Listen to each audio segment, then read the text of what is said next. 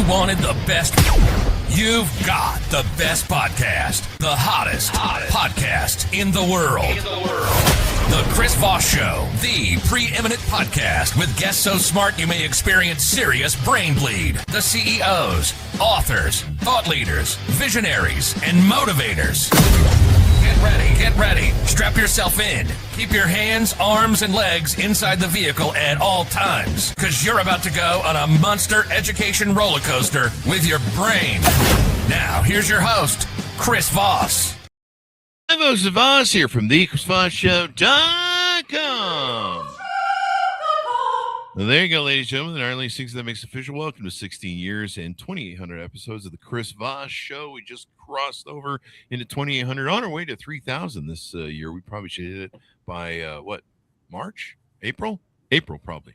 Anyway, guys, make sure you refer the show to your family, friends, and relatives. Go to goodreads.com/Chris Voss, Facebook.com, LinkedIn.com, YouTube.com/Chris Voss. You can add that to the end. You'll get me every time. We've been there since like 2008. Anyway, guys, so we have an amazing young lady on the show. We're going to be talking about her book that she put out in July 25th, 2017. It is entitled Alignment, Move from Internal Chaos to Clarity by Jennifer Cochern. We're going to have her on the show. We're going to be talking about all the deets and how you can maybe have less chaos in your life. Unless you really enjoy chaos, then you can talk to her about how to handle that. Jennifer has experienced many roles throughout her life: learner, teacher, parent, partner, therapist, mentor, farmer, energy healer, author, and coach. In each of these roles, life lessons have been studied and increased self-awareness. Welcome to the show. How are you, Jennifer? I am so good today. I'm so glad to be here. So glad to be here. We're glad to have you as well, Jennifer. Give us your .coms. Where can people find you on the interwebs? Well, right now I'm in the middle of a big transition myself. And if you go to Jennifer Cochern, if you just Google me, it will send you out to some of the places I am as I make these transitions. Youralignmentcoach.com is where I'm headed. There you go. So, and watch for a link to that on the Chris Voss Show as well. So, Jennifer, give us a 30,000 overview. What's inside your book, Alignment? Oh my gosh. You know, it breaks everything down into the four parts of our human self. You know, our thoughts, our feelings, how we express ourselves, and the actions that we take. But then it went a new direction as I was writing it and realizing that there's more to it than that. And so then it moved me into accountability, boundary setting, and communication. And it appeared that they all work together. It's just this incredible system that we can all use. Mm-hmm. Yeah. Alignment. So what was the motivation behind this book? What was the impetus that, a light went on and you said, I should write a book about this? I was having a terrible time in my life. It was a big mess. I could not figure out how to, I don't know. It was like I didn't know how to fix the problems. I was in chaos, right? Mm-hmm. And so what I often had done in the past when I was in chaos is I would go find a therapist and I would go talk about my problems. Well, I went to this new therapist who went up to her whiteboard. I mean, I had been sitting there maybe, 5 minutes. She walks up to her whiteboard and she draws a stick figure and she puts thoughts, words, feelings, actions. And she said, did you know that there was a book written about world leaders and how what they have in common is they're all aligned? And I thought, okay, I'm not sure where this conversation is going. I said, well, I don't plan on being a world leader. And she said, no, but think about that. The reason that they reach that level of leadership is because they can make quick decisions. They know exactly where they stand on every issue. Mm-hmm. And all of a sudden, the light bulb went on and I said, oh my gosh, I need to be the leader of my life. I'm in charge of me, right? And I could not stop thinking about it. I mean, it took over. And I couldn't stop. And so every day I'm seeing clients and I'm I'm thinking about what they're saying to me. And I said, oh, so your thoughts and your feelings are not matching right now. I wonder why that is, right? So I'm asking questions and I couldn't stop. So I had to write a book. There you go. Now, was there that you got to write a book? Now, is this your first book you've ever published? Yeah. Yeah. It's the first book I've ever published. Congratulations. Is there any more coming? Is there any additional part 2s or maybe books of other interests? That's funny. That's funny that you say part 2, because when I jot down my notes, I put alignment 2.0, because the next part of this is we're not just physical beings, we're also energetic beings. And so my next book, if I get it written and finished and published, is going to combine all of those pieces. So it's our physical being, but it's also our spiritual being. Yeah. There you go. So that'll be it. You have a pending date for that, or anticipated maybe? No. Okay. In the works. So stay in touch. There you go. So in alignment, you share stories of your own life and your clients using this alignment model. Can you give us some of those stories so that the audience can understand how this alignment works? Yes. So before we started the show today, I picked up my book, and I usually just open up to a page just to remember like what I've said, because I forget sometimes that I wrote these stories and what they were about. So there was a time when I was in my 30s where I just had way too much going on in my life. And that happens periodically for me. I just say yes, yes, yes, and then there's too much. So I was of the mindset that I really needed some downtime. I had 4 kids under the age of, I don't know, they were like 6 to 15 or something like that. Oh, wow. And yeah, so there was a lot going on. And one day I decided to go ride a horse. It was being boarded on my back property. And I saw the guy that owned the horse, and I said, oh, can I ride the horse? And he's like, sure. So I get on the horse. I'm thinking we're just going to walk through the back field, but this horse takes off at a dead run.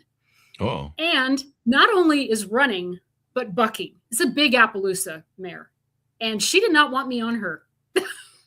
So, yeah, I immediately, within seconds, knew that I had to get off of this horse because she wasn't going to stop. Oh. So I let go. Yeah, I just let go. And I flew off the horse, and I landed on the ground and couldn't breathe. And turns out, after they got me to the hospital, I had a compression fracture in my back. Oh, no. Which then required, oh, yes, I got to wear a plastic turtle shell for 3 months. Ooh. Yeah, I still had 4 kids. Fashionable. I still had. And you still have 4 kids to chase around. Wow. I couldn't do any of them. I couldn't bend. Wow. I had to sleep in this thing for 3 months. Oh, wow. So this is an example of when your life is completely out of order, something will pull you back in. And sometimes it's not a nice thing. You know, you hear about people getting ill, right? They get some terrible illness, or they lose a partner, or someone close to them dies. I mean, you know, those things rock us. They shake us, right? And all I knew was I could take one day at a time, you know, to get myself back. I had never been through that. I didn't know what having a broken back meant. Yeah. And so I didn't know the alignment model back then either. But it's one of the stories that I tell to connect with my reader. You know, like big things happen, and you have to have a way to get yourself back on track. Not just give up. You found alignment is the way to establish that clarity from the chaos. Then it is, absolutely is. Yep. Yeah. The so you help. How long have you been doing this coaching thing and helping clients and helping them improve their lives? Oh. Well, I volunteered to help women way back in my 20s, early 20s. Women that were having new babies and were frustrated and didn't know what to do. And I would go and be their coach and their cheerleader. And then later on, I decided to go back to school and get a master's degree in counseling. So I just recently retired from that therapy, 28 years of being a therapist. And I decided that I didn't feel like I was ready to quit, working and being of service. So I decided to switch into coaching. Yeah. So it's brand new, just getting started. Yeah. There you go. Brand new, just getting started. But, helping people, chaos is we need things to be able to bring us down into moments of clarity and be present. One of the things I'm always struggling for, especially with severe ADHD, you maybe have worked with some clients with ADHD, squirrel. Being present, being able to stay focused, not being distracted, really hard. I've got a little device I use that's got a timer on it that I bought off of Amazon, and so when I want to stay on task and not get distracted by just bells and whistles, the thing, I set my timer and I focus on being present for those moments, doing the task at hand. And anytime I get ding or a bing or whatever sort of thing, I go, hey, yeah, you're on the timer, you're on the clock. You don't get to need to see what's going on. If the world's if nuclear bombs got launched, that's just going to be it anyway. So you're not gonna, it's not gonna help you to check and find that out. That's true. That's true. Yeah, and if it's not nuclear bombs, maybe it's not that important. It can wait. Well, and they're not happening in your yard. So That's true. there's another. That's true. Before I said that I had sort of made a connection between accountability, boundary setting, and communication, and that's such a great point that you made. Okay, there's a bomb going off, but am I in charge of it? Like, did I hit the button? Is it happening in my neighborhood? It's like, no, it's not. What are you going to do about it? So you set your boundary and say, no, I'm going to stick with this task that I'm doing. Mm-hmm. Yeah. Do you know how many people don't know what is actually what they're accountable for? Like they don't know.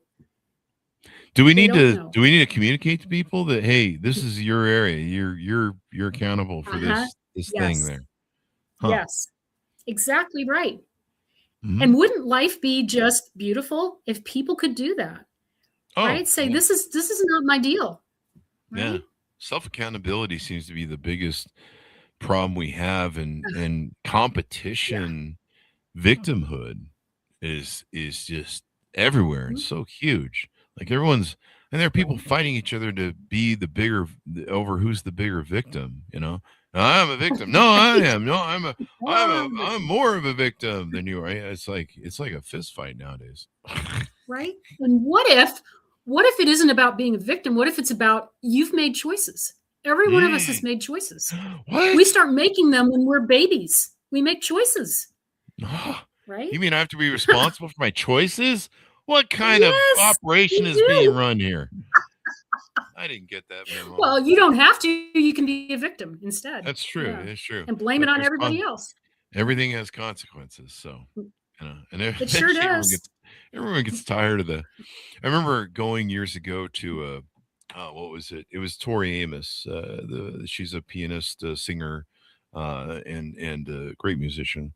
And I went to one of her concerts, and she told the story about how she went through a period of her life where she was being an incredible victim.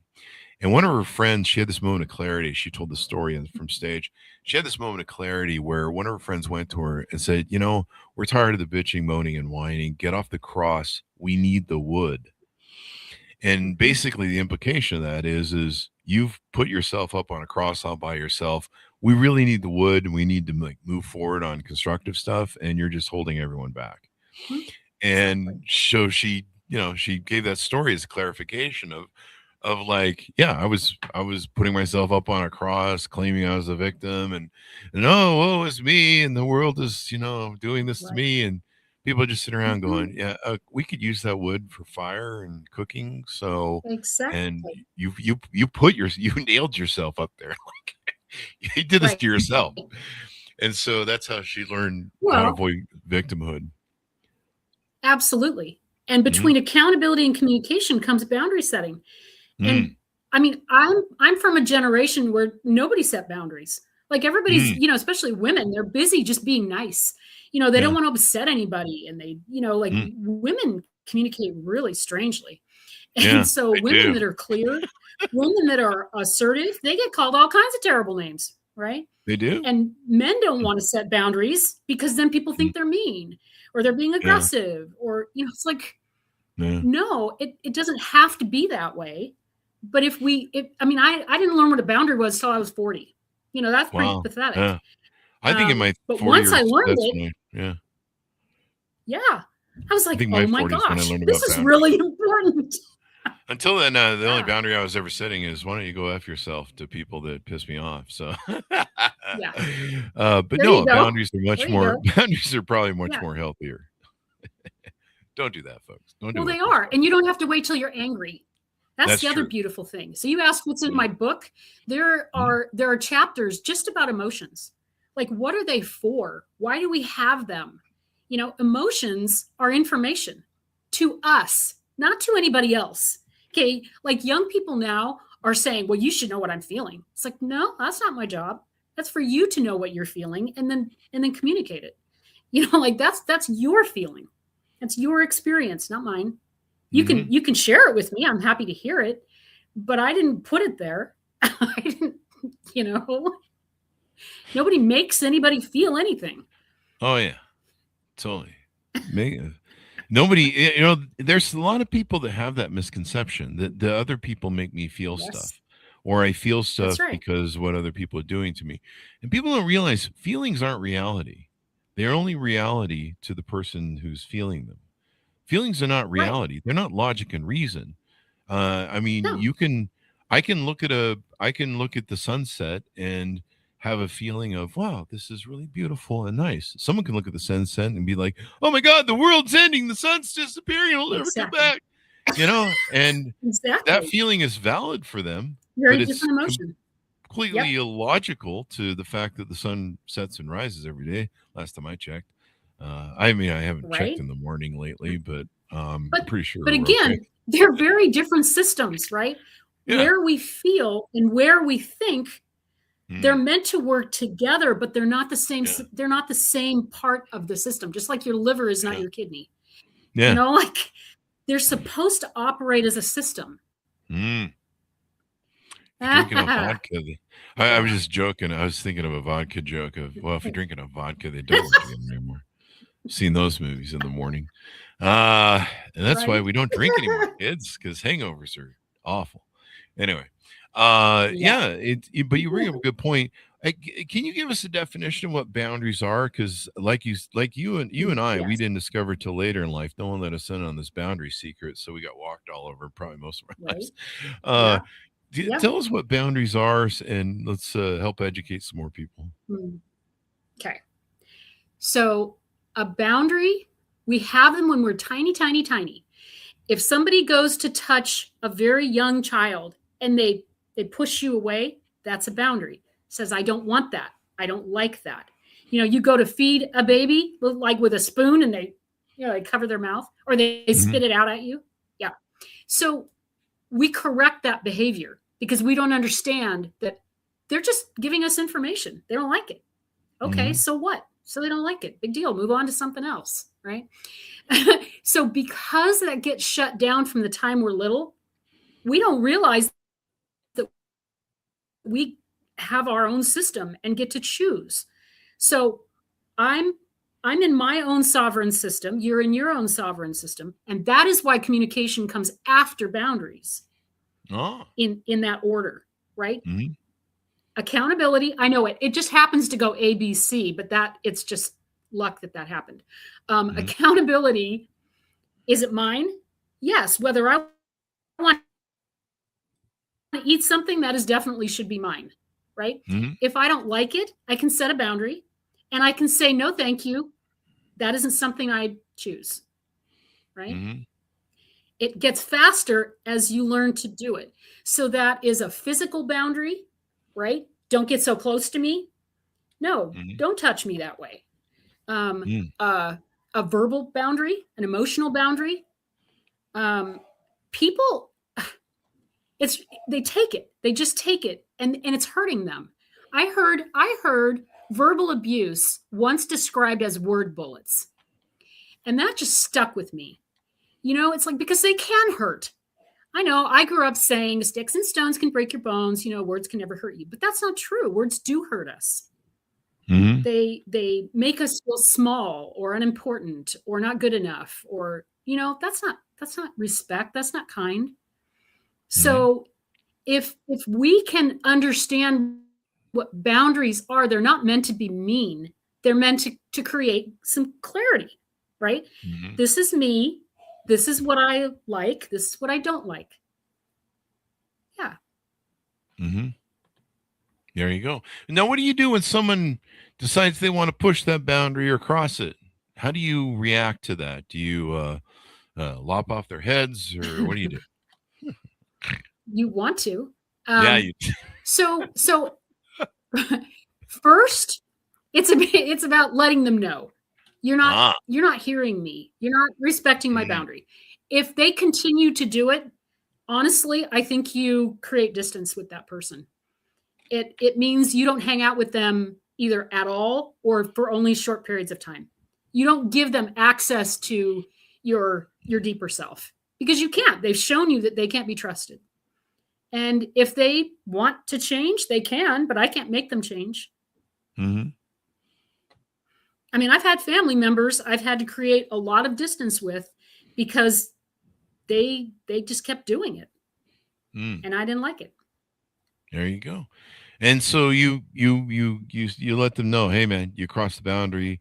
Do you provide a penalty at that point where you're like, I'm leaving you, or I'm never talking to you again, or how do you escalate maybe the boundary violation as and there's some people that they're just kind of broken in the brain, and if you give them a rule that like my dogs kind of have that. I'm raising a puppy right now. And you kind of have to go, he's a big dog, so he's as full size as my 8-year-old dog at 8 months, and so he looks like a big dog. And you get angry with him sometimes because you're like, what the hell are you doing? You're a big dog. I told you not to do that. But then you got to go, yeah, he's a 8-month-old puppy. He doesn't look like a puppy. That's right. He's still learning. Got puppy brain. Right. So what you do with your puppy is you repeat consistently. No, you can't do that. No, my daughter has a Connie Corso that is not allowed to come in the kitchen. So he tries. Right. But he has to stop at the line that he has to stop at because he's big and he knocks people over. Yeah. You gotta it's rules. Not saying that I don't care about you as a person. I'm saying I care about me and how you are impacting me. Okay. See, that's where we get into this whole thing about, are you being selfish if you set a boundary to maintain your own being? Yeah. And we're right there right now trying to decide, if we are supposed to be honoring ourselves. What does it say spiritually in Christianity? Love thy neighbor as thyself, not instead of thyself. That's not what it says. So if I'm loving me, that allows me to then love others, but not instead of. I know. It really breaks the rules, doesn't it? Let me ask you this though, and correct me if I'm wrong because it's a question, but my interpretation of a boundary will be, it does seem a little selfish, but you're also caring about the other person because you're trying to enhance or fix or build a relationship with that person, and you care about them. And you're basically saying, look, I care about you, but what you're doing with this behavior is not healthy for me, and it's not healthy for our relationship. And therefore, if we want to keep working on this relationship for you and I to benefit from it, this needs to get fixed, And there's some things that are complete deal breakers. Like, I need you to stop sleeping with everyone in the neighborhood. Right. Because this is kind of impacting our relationship. And it seems selfish, They're like, well, I'm having fun. You're not. That's your problem. But you're like, right? no, it's, But it and so, hurts you. That's the yeah, point. It yeah, hurts you, yeah, right? To share someone with everyone in the neighborhood, yeah. if that's your position. Are you But saying I'm you wrong? make I mean, you make a great I was point. just doing a I've joke. had to say to people, I don't feel safe when you do that. Like Mm, emotionally, I feel like I need to go hide. mm, I grew up around some really mean people. And so I learned to like stand there but shut down. And I don't like doing that. I like to be fully present and engaged. So I need for it to be a safe environment. Like you said, how somebody speaks to you or how someone shows up around you. And if mm. they can't do that, yeah, you're sharing it with them because you do care. You Yeah. you want to see it change, but you don't have the power to change it in them. You only have the Mm, power to communicate mm. and express what it's like for you. Yeah. So I say it's self-care, not selfish. That's Yeah. that's just the shift that I've made. Yeah. And I would agree with you. It's self care. But, technically, if you're in a relationship, not really but, why am I saying but? Because but's usually contrary. If you're in a relationship, and that person is supposed to care about you, they're supposed to have a Mhm. vested interest in your well-being and in the relationship that the two of you have. That's you're helping communicate to them in your best interest. There's few things that make me more mental when I hear someone say, well, I need the other person to read my mind in the relationship, to they should just know what's wrong. And you're like, and have Nope. you ever been on the other end of that relationship where then you got to go play 20 fucking questions going, well, Right. was it the socks on the floor? I didn't pick up the underwear. I didn't wash the dishes. It could be any one of 5 million things, especially with people that are unstable or have unresolved trauma and emotional Yeah. damage. It could be anything, you know. I mean, Yeah. I remember one time I had a girlfriend sit down with me and she's like, we're gonna have a talk, and as a man, you're Mm. like, okay, well, I should either just fake my death and move to a new place and just whatever. Like, I mean, that's how men are. When we hear we need to talk, we're just like, No talk. if we're driving home, we're looking for bridges we can Mm. drive off of. We're Yep. just like, this is gonna be some conversation about how I'm wrong Mm. and Yep. yada Right. yada yada. and Yeah. uh and it's always like a breakup sort of ultimatum extortion plot. So It's a manipulation. it's Yeah, is what you're manipulation. saying. You Yeah, feel I love manipulated. you, man. You Yeah. are awesome. Thanks for calling that one out. I was trying to be nice, but it is a manipulation, and 9 times out of 10 it's usually to get them to do something. So I remember that is this BS. Sometimes it has to do with something else that they don't even tell you. So I remember one time I Sure. had a girlfriend, she gave me this call at work, we could talk, we go home, and I'm just like, fuck. I'm like thinking, is there a Mm. bridge somewhere nearby?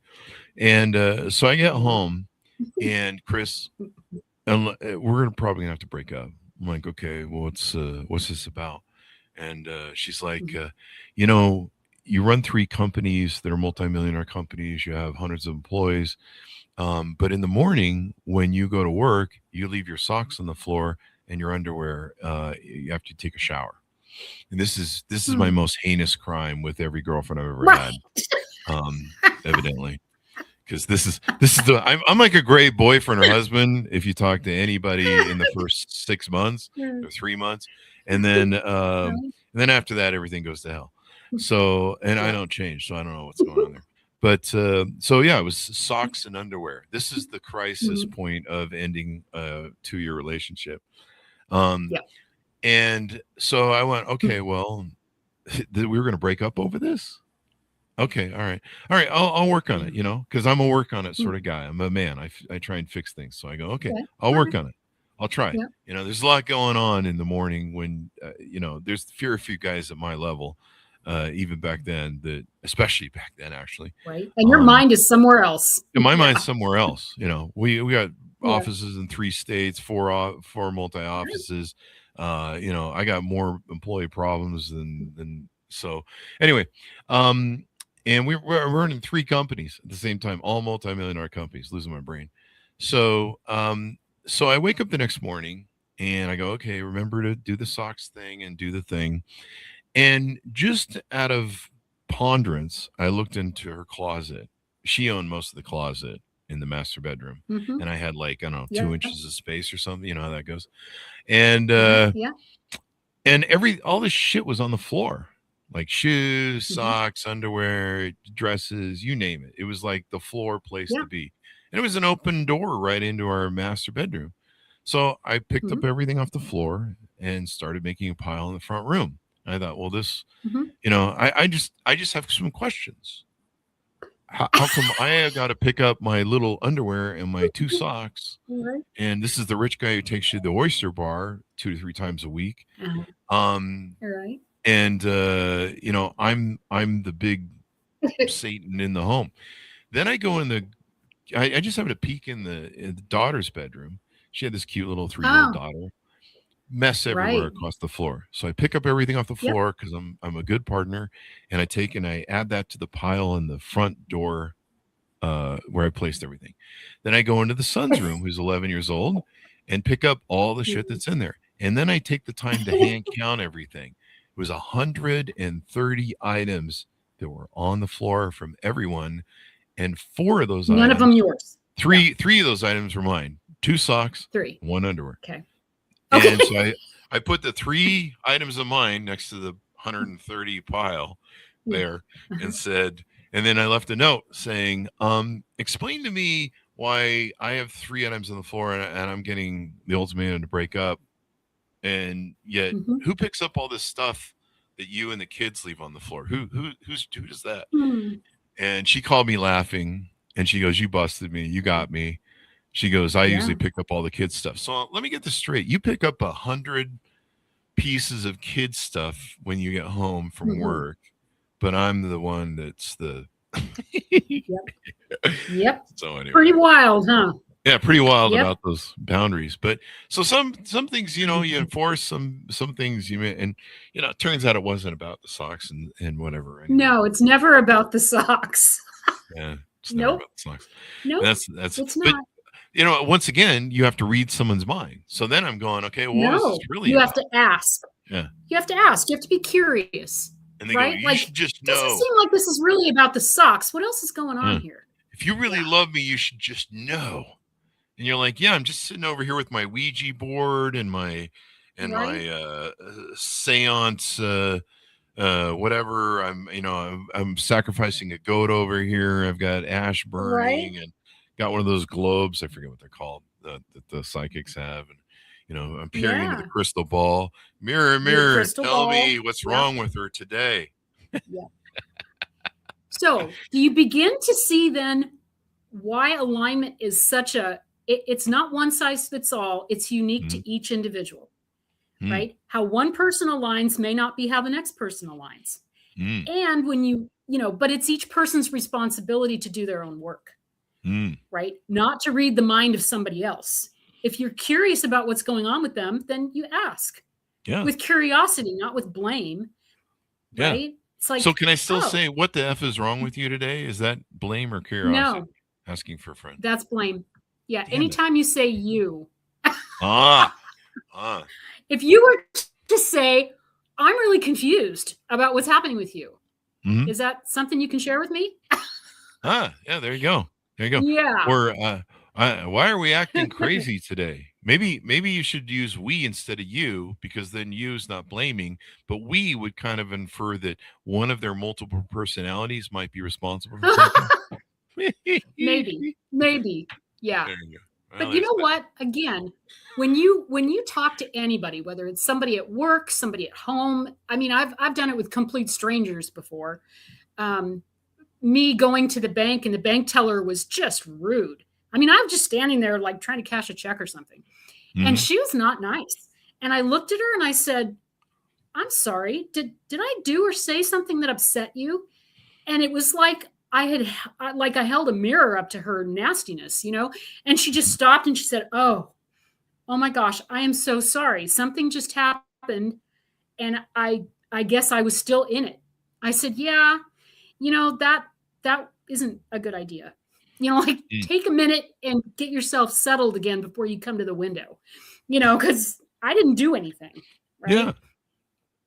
But rather than call her names and say, I'm not coming to this bank anymore because you're this or you're that, it's just like saying, what's happening? What did I miss something? Like, yeah. Help me understand. Right. I had a professor in school that used to say that.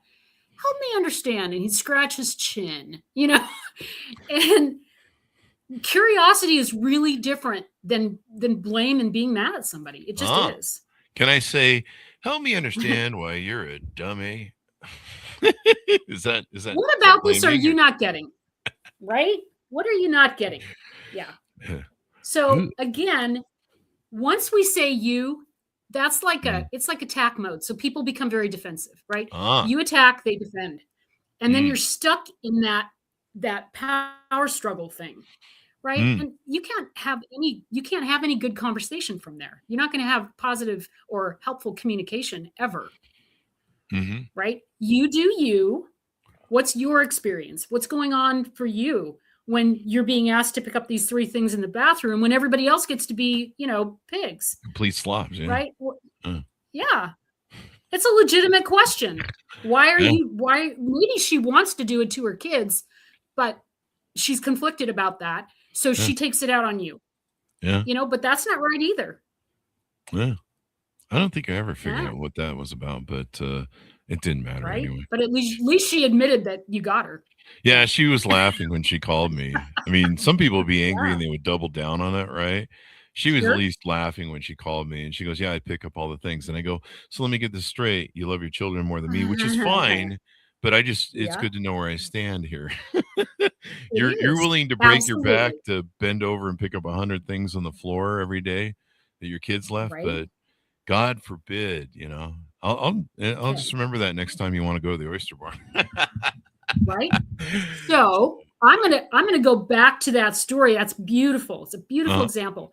So what if she's got all this resentment build up because she's not having her kids take responsibility for their stuff, right? And because she's full of all this resentment, it projects onto you over 3 little things that are not a big deal, right? But that 11-year-old is perfectly capable of picking up everything. And even the 3-year-old, 3-year-olds are really good at wanting to put things away and organize if you do it with them. Yeah. So really, there's no excuse, right? It was a funny thing. I mean, she had a drinking problem too, so there was that. So some of that may have. She was a good woman. She just addiction and inherited alcoholism is an awful thing. So people are doing the best they can sometimes. And I was too. I wasn't the perfect boyfriend either. So just so people know, I believe you and I come from the world where when there's problems with people, we just go, well, it takes 2 to tango and 50-50. Right. Nowadays, it's always like, I didn't do anything wrong. I was the Jesus Christ perfect one in the relationship, and the other person was Satan. No such thing. I will tell you, after an 18-year marriage that I finally just threw the flag up and got out of, the father of my kids, it took me a long time to see my part in what had happened in the marriage. A long time. Like, oh, shoot, I did that. Oh, that's the message I gave. Or I didn't know immediately.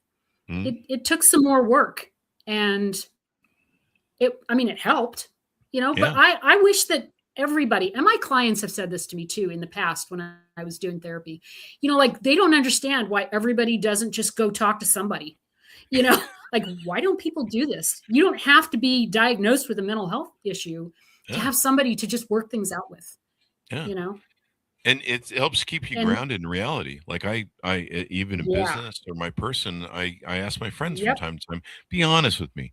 I mean, am I screwing this up? Am I, where am I? Am I living in my own private Idaho? That's a song if you don't know. You live in Idaho, that's why. But am I living in my own private world that I built, that I'm going, hear no evil, see no evil, speak no evil, la, la, la, la. Or am I on point? And I try and get people around me to not be my yes men, and they'll tell me when I'm wrong. which is what they do all the time now. Yep. So I guess that backfired because I'm wrong a lot, actually. Well, so long as you can hear it. I mean, hearing feedback is hard, right? I mean, it's like, I'm still not going to change, though. Right. I'm kidding. Okay. Some people like that. You'll still tell them they're wrong. Yeah. They're like, yeah, I'm just going to keep doubling down on that because that's how I roll. Yep. So there you go. Let's get some good plugs in here as we round out the end of the show on your website and coaching service you offer. What sort of client is your ideal client? What qualifications they have to have? Maybe net worth, minimum spend. What sort of issues maybe they even have, et cetera, et cetera. Yeah. I have decided that I'm not interested in being one of those $50,000 executive coaches. I like to help everyday people with everyday issues, just like I've always done. Somebody who has read the books and done the classes and, done the self-work, right? And it's still not working and they're confused. That's my ideal client. That's who I was, right? Like, I've done all this stuff. Why isn't this working? Right. And that's who it is. Absolutely. And these are, like I say, they're everyday people. They might be parents. They might be people transitioning, their kids are off to college or moving out. They might be people who can never get ahead at work, right? Like things are going okay personally, but their job is never what they want it to be because we're back to that, can't access their own internal stuff, right? Like I worked with a woman who was making a lot of money. She was a consultant, but working for people above her. And we worked together for about 8 weeks. And she came in the very last time I saw her. And she said, you know what I did? She said, I decided to have my own consulting business. She says, I don't need to deal with these other people anymore. I know what I know. And she went and did it and already had clients. I mean, she was so excited. Wow. Yeah. There you go. It is a game changer. It seems like a small thing, but it just shifts everything. Oh, yeah. You can do a self-check with yourself. Like, am I in alignment or am I still off? You can feel when you're off because things aren't matching. Have you ever seen those little wooden architectural figures that you can move the arms and legs and the heads? I used to have one of those in my office, and people would say, oh, yeah, I'm not lined up. The head was turned backwards and the arms were going all over. And yeah, they knew. Or they're sick all the time. Yeah. A lot of people will make them sick if they are not self-actualized. Living in chaos is, and some people, correct me if I'm wrong from your experience, but some people, they grow up in chaos. So it's their blueprint that they learn from their parents or their parents' relationship. And, so they have a lot of trauma defense mechanisms from that. They respond sometimes, what's the response? The trauma response to it. And for some people, living in calmness and peace and alignment, as you put it, feels wrong to them because, they're used to the attention of chaos. They're used to the attention of victimhood. Instead of going, maybe if you put the fire out, I'm kind of thinking in my head, you ever seen that meme where there's a dog and he's in his kitchen and the whole kitchen's on fire and he's holding a cup sitting at a table going, this is fine. And that's how kind of people love chaos. The house is on fire burning around them. He's like, and if they don't have it, they'll create it. Yeah, exactly. Yep. And you're right. Yeah. You're right. And we see that in dating and relationships now. I see that a lot. People will create, well, I have to feel something. Well, I don't know, maybe if you weren't living in chaos so much, you wouldn't have this drive to go to the extremes. Yeah. And it's okay to be peaceful. Well, that begins to feel like being alive. Yeah. That survival mechanism that people get into, they just it's all they know, and so that is life for them. And if it goes away, they don't know what to do with themselves. So, yeah. And I'm a nature lover. I'm like, I'm dead. I'm bored. I'm bored. You're bored because the house isn't on fire. Like, this is just. They don't know what else to do. Okay. Yeah. I just recently had that with my puppy. This is becoming the Chris Voss puppy show. And I got him at 8 months from a family, wonderful family. They really tried hard with this dog, but it's a husky. Huskies are high energy, high demand. You've Yes, they got to have are. a second husky. You have to have a backyard. Yep. Yep. And they didn't have either of those. They had like this house with that was stuck to 8 other houses, no yard, just a Yeah. garage. And they kept him in a crate most of the time. And they had like 3 or 4 Oh, little kids. And I'm sure there's a lot of chaos. And 3 or 4 kids yeah. there's chaos. There's a lot. That's a There's a lot. lot of Yeah. there's a lot of wrangling you got to do with those kids. And so and young kids aren't good with dogs either. They tend to grab They don't and know. then they get Yeah. bit. Like, the dog bit me, and you're like, well, I saw you grab him with your little fingernails. You just took like a whole fist of fur, Mhm. and yeah, you do that to me, I'll bite you. Right. And Boundaries. boundaries. Yeah. That's my number one boundary right there. Don't bite me, unless you've been That's asked. right. You don't grab the pets. No. Yeah, you don't grab the pets. So when he first came, he was just chaos. He was just crazy. I think he ate like everything he possibly could, and I think he was undernourished. And then threw it up for the next day or so. And Hmm. he was just so desperate for food, and he would literally steal the treats out of my other dog's mouth. If it Oh. was a little bit sticking up, he would go steal it. And he was just so desperate, and he was trying to get in everything, and you could just see how much chaos he was used to being in. Yeah. Yeah. And Yep. my home is very peaceful. It's very calm. There's boundaries. Don't bite me, basically. And Right. over the last month, he has slowly learned that it's okay to be calm. It's Yes. okay to be peaceful. And we were having food His anxiety. nervous system is calming down. Yeah. His nervous system. Thank Yeah. you. That's the reference I was looking for. What it is. And Yep. a lot of people feel that when they're out of alignment, their nervous system is all jacked up and crazed. Yep. And so over the Absolutely. last month, he slowly calmed down. And what I've had to do is, I used to watch a lot of there's that guy, the Dog Whisperer, and some people don't like him for whatever reason. That's Caesar fine. Milan. Yeah. Caesar Milan. But I learned some really good stuff, and part of it was Yeah. my energy and how I communicate with him or am around him is really important at setting the frame and the standard. And so even when he's chaotic, I have to try and be peaceful. If he's, I've had him bite me. When he first came, he had food anxiety. So he was like eating everything. Like, I swear to God, if I gave him a 100-pound bag, he would have ate it that night. And that's not good for anybody. And so we've slowly changed that. And a bunch of my friends like, you're never going to be able to get the food anxiety gone. You're never going to be able to leave out food. Yes, and I'm you like, can. I've left food out for 25 years with all my dogs. I'm not going to do this feeding crap because this creates food anxiety, the feeding, withholding food. And so I'm like, we'll get there. So it took about 2 weeks. And he just finally realized, hey, these guys are always going to feed me. It's okay. It's safe. Right. We got rid of the crate that he was always being stored in because there's no reason to do that unless, Right. And now he's really calm. He's exhibiting a lot of calmness. Last week, he's really changed a lot to where we kind of have the crazy zoomies, but then the rest of the time he's calm. He can sit. Yeah. Yeah.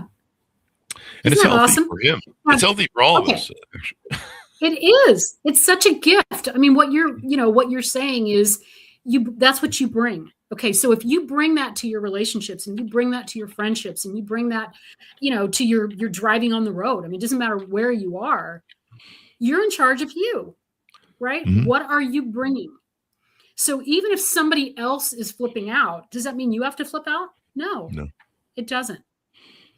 And, when I watch people listen to this idea of being in charge of your own being, your own system, and they get something and they're like, oh my gosh, like it changes everything. It just changes everything. I don't have to be reacting. I can just, I can feel it.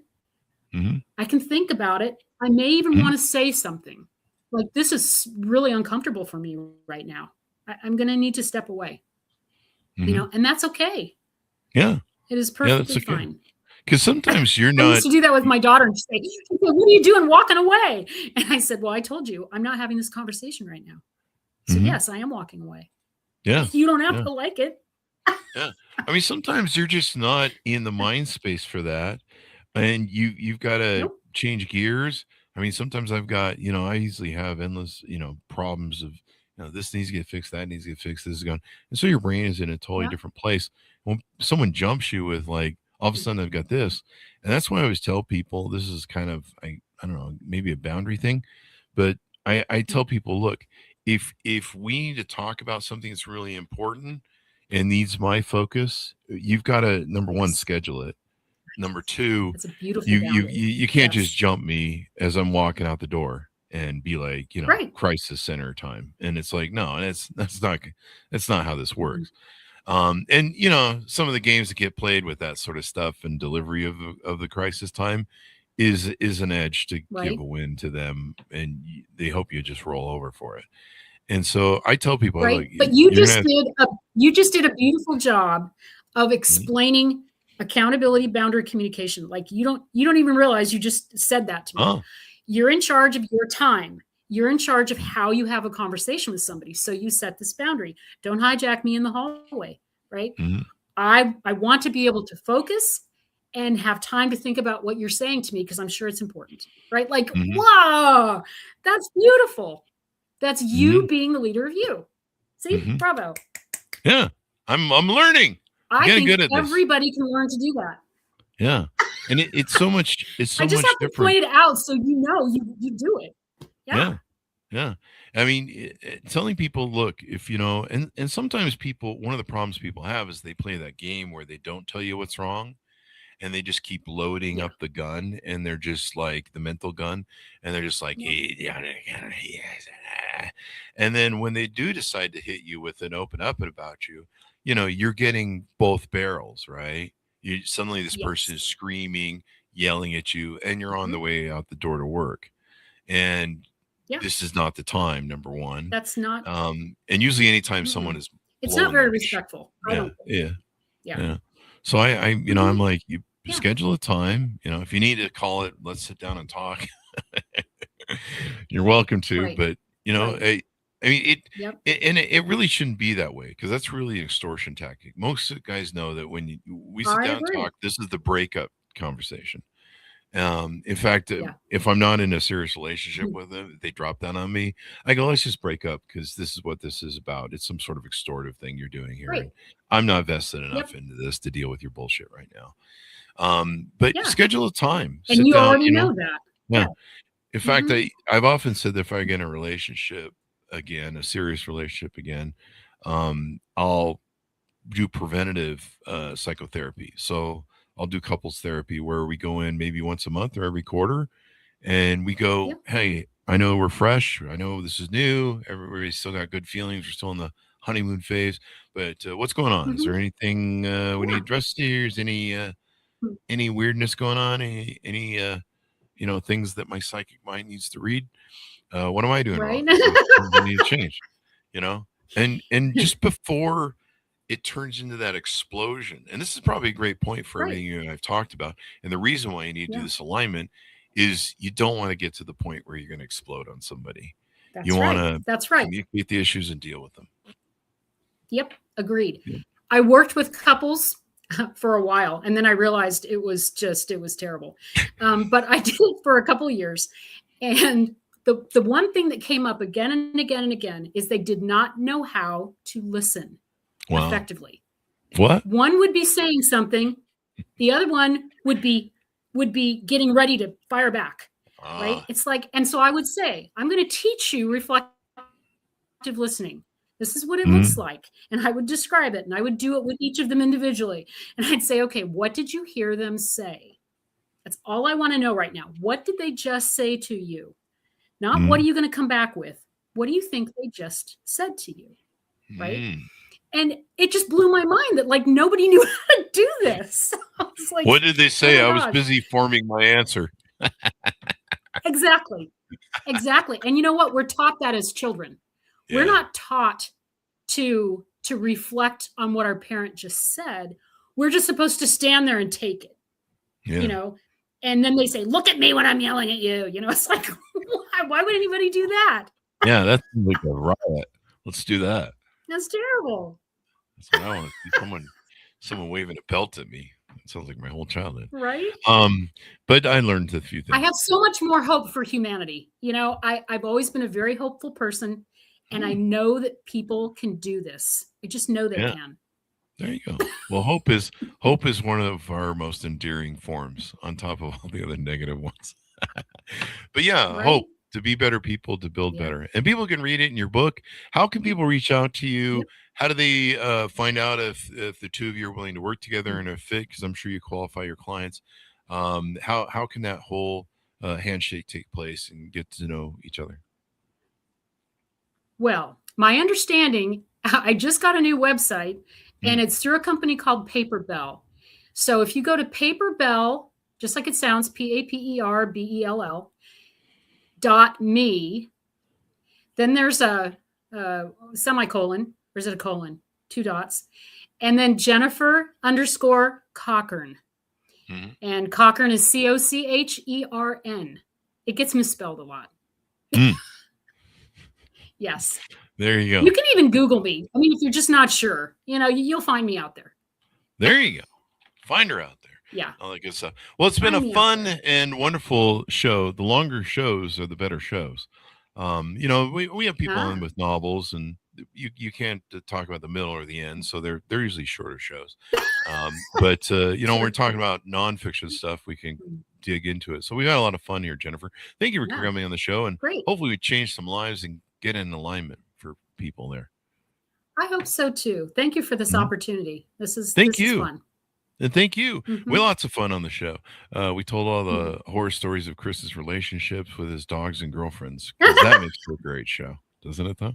Anyway, right now my dogs are like probably peeing on my floor. He's talking about us on the show again. Anyway, order up Jennifer's book, puppies. Anyway, order up Jennifer's book, Alignment. Move into. I'm sorry. Let me recut that a third time. This is the ADHD working. Alignment. Move from internal chaos to clarity. Out July 25th, 2017. Thanks, Ronnie, for tuning in. Go to goodreads.com/Chris Voss. And one caveat I'll put here.